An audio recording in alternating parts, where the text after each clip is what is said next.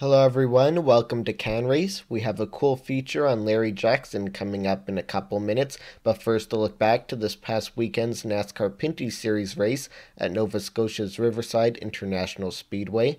The event rained out from Saturday night, run Sunday afternoon instead.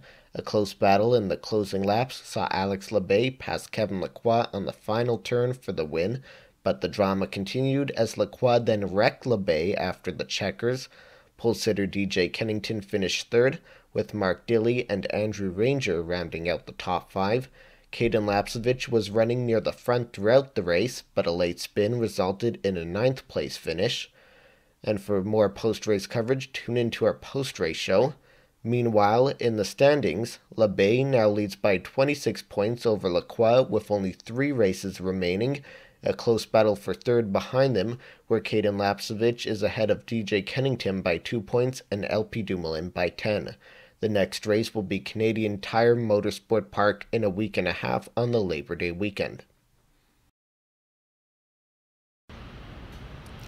Hello everyone, welcome to this week's CANrace feature, where we're here from the Mississauga Fire Station 117 with one question for you. Which driver wears 2 fire suits? Larry Jackson. We are here today to do a feature on Larry and his life as a race car driver and a firefighter, and we got to try on some equipment too. I think yours is the heaviest, Caitlin. I am wearing the jacket and the air tank, and I have to say, it's really heavy. So no gym for me today, but I can't imagine anyone going in. He's wearing the pants and the boots. Can't really see it, but... And then obviously Bryce is wearing the helmet. So what does it take to wear all of this and to be a race car driver and a firefighter? And as soon as we finished the interview portion too, Larry got called out in a call, so we had to follow him out there just as they were leaving, and we'll be able to time that as well. So that was cool timing that he had a call right in the middle of our feature too. Yeah, that was very cool. We basically went chasing, couldn't find it. We saw a cop car, thinking, okay, this is not good.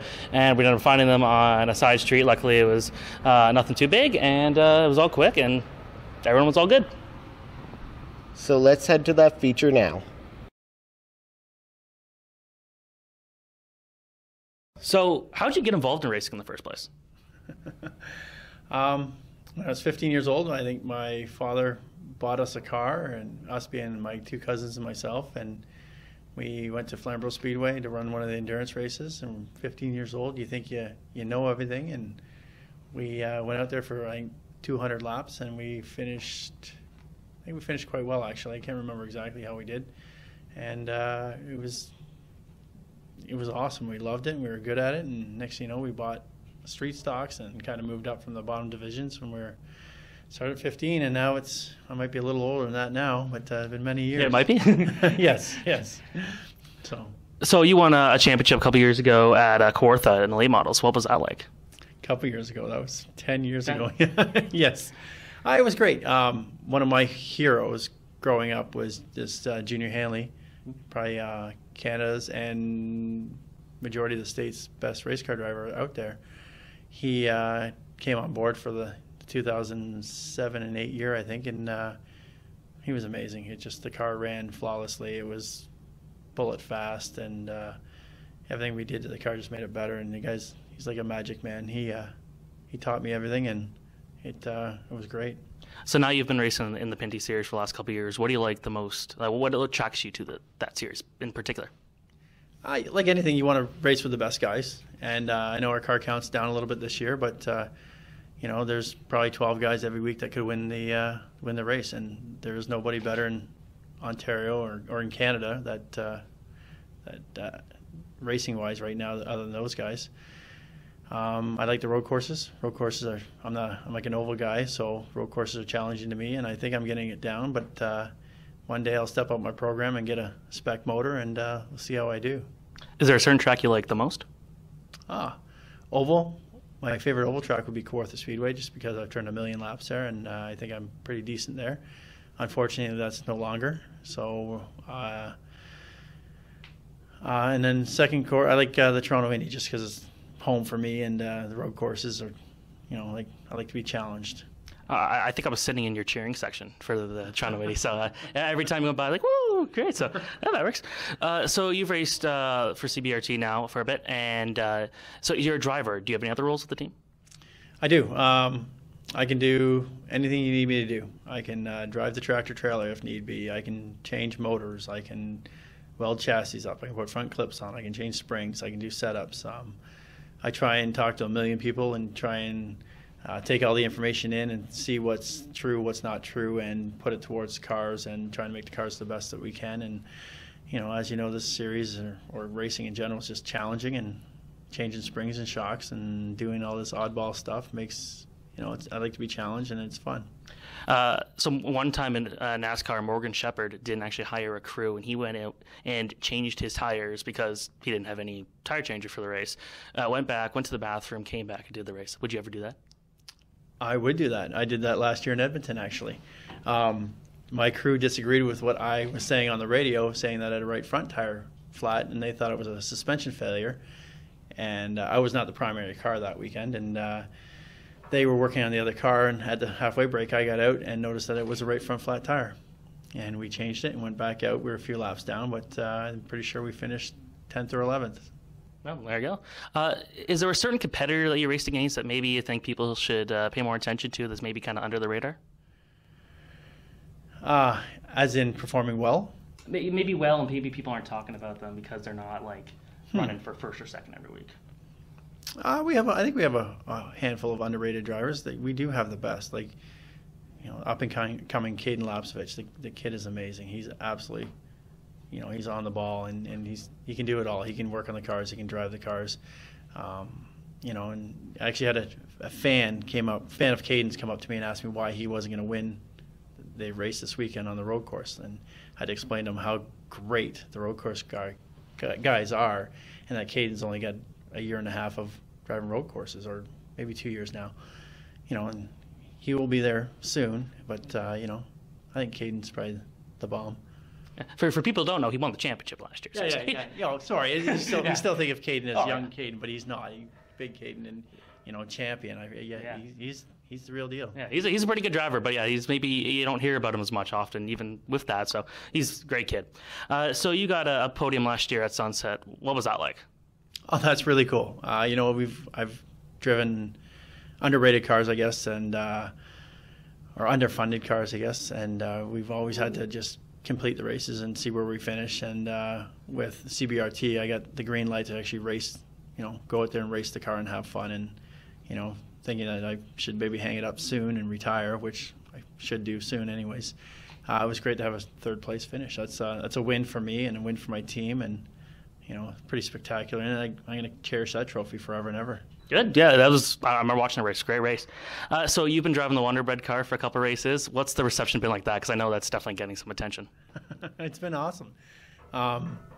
It's been spectacular. We had to go through legal and all kinds of stuff to get it on the car, and when we got on the car, people went nuts. We had cheering sections at the Toronto Indy. They had full sections cheering for this Ricky Bobby car, and as it was on our car, our own personal car, and it's a little underrated. We call it Frankenstein. It gets all the old parts from the other race cars, and it was a blast. People loved the car. We've had a million pictures, and by Monday morning, social media, we hired a social media company to just track the numbers from the Toronto Indy. We had 3 million hits by Monday morning, and that was spectacular for myself and Wonder and my team. Yeah, that's great for any team in the series. That's fantastic. Would you want to see Talladega Nights type of throwback night, kind of like we see in NASCAR with like 70s and 80s paint schemes? I'd love to do that. That's kind of cool, yes. The only problem is it's financially, we got to take our sponsors off the cars and then put, it'd be a little difficult. It'd be kind of cool to do, yes.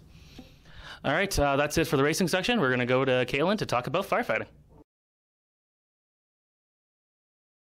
So Larry, how did you go about becoming a firefighter?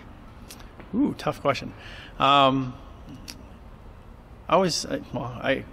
guess I saw my neighbor as a firefighter and noticed that it looked like a pretty cool job, and I went to school for 2 years to become a firefighter and tried for many years to get on, and I think after 3 years of trying, I got a job here in the city of Mississauga. What is your favorite part about being a firefighter? Favorite part? Being a race car driver, you'd think it would be driving the truck, but I haven't driven the truck in probably 8 years now. It's been quite a while. I think just the rush of not knowing what's around the next corner, or just keeping you on your toes and never knowing what's there. Now, what is the most challenging part about being one? Challenging. I guess staying fit. You got to be fit as a firefighter. The equipment we wear when we have all our pack and everything on is close to about 300 pounds. Well, I'm about 180 pounds. Equipment weighs about 300. Staying fit, walking upstairs, that can be pretty taxing on the body. Sometimes there are fire deaths that can be preventable. What would you say is the most important fire safety message to give to people? Pretty simple. Keep batteries in your smoke detectors and carbon monoxide detectors. Change them every 6 months. Make sure they're not older than around 5 years, and have them all in every level of the house. You have to be ready to respond in a hurry. How much time does it usually take you to gear up and leave the station? We try and be out of the station in 90 seconds, right from, as you see me now, to being fully dressed in the truck and truck pulling out hopefully within 90 seconds, and being at any house or medical within 4 minutes in our area. Now, sometimes you have to save or help someone in a dire situation. How do you deal with the emotional trauma of those? I guess you've been dealing with it forever, so you kind of just know that you tried your best to save them, and that everything you did was to help them in the situation, and that there's not much you can do after that. All right, that's it for me. Woo-hoo.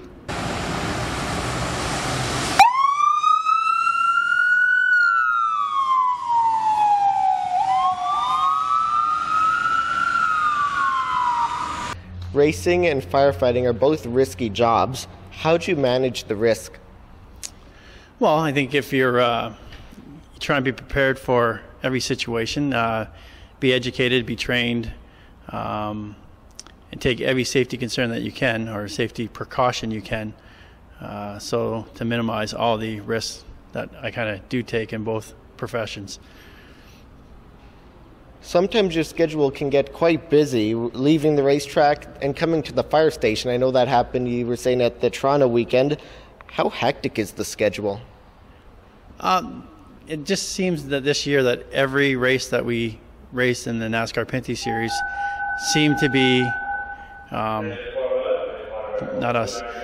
just seemed to be on every day that I worked. And it's quite hard to move schedule around because we work 24-hour shifts, and I have a lot of friends that play hockey and winter sports, so we can kind of shift off some exchange some work schedule stuff, but it's been difficult this year. So I know you were saying earlier on that you haven't driven the fire truck in a while, but you have in the past. How difficult is it to switch from one vehicle to another? It's pretty good. Most of these trucks are automatic, but we have big, huge tandem axle aerial trucks, and we have these quick little pumpers, actually. Like anything, you just adapt to your surroundings, and it's pretty decent. I've driven trucks forever in my life, and race cars for quite a while now, and it's pretty easy to adapt from my end, I guess. So is it any extra difficulty driving such a big vehicle at a high rate of speed? Driving the vehicle, I don't think is not that bad. However, the people around you are. It's amazing how many people don't know to pull over to the right and stop when emergency vehicles are going through. And most of the times, that's not just one emergency vehicle. There's police, there's ambulance, there's us. And if it's a house fire or an apartment fire, we could be sending multiple trucks. And, there could be 10 emergency units coming by, not just pull out after the first vehicle's gone by, and take a look around and just make sure it's safe to proceed. What would you say to someone who would like to be a firefighter, a race car driver, or perhaps both? Get a good family behind you. Get a great wife or girlfriend and or spouse. Get a family that supports you in both what you do. It's both jobs are very difficult, very taxing, and You know, and both are very rewarding as well. So I recommend it. All right, Larry Jackson, thank you for speaking with us today and giving us a tour of this lovely facility. No problem. Thank you very much for coming. And we have a call. Pumper 117, Squad 106, residential alarm. 622 Coastal Court, 622 Coastal Court, map 284, Cross Streets, Wilcox Road, Channel 2.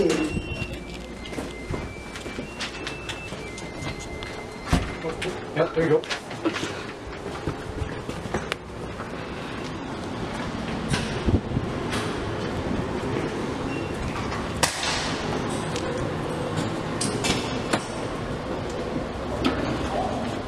I'll start with that. One.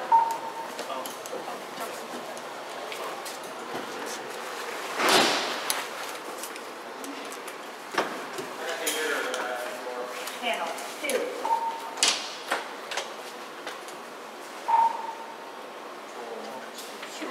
Don't let us get in your way.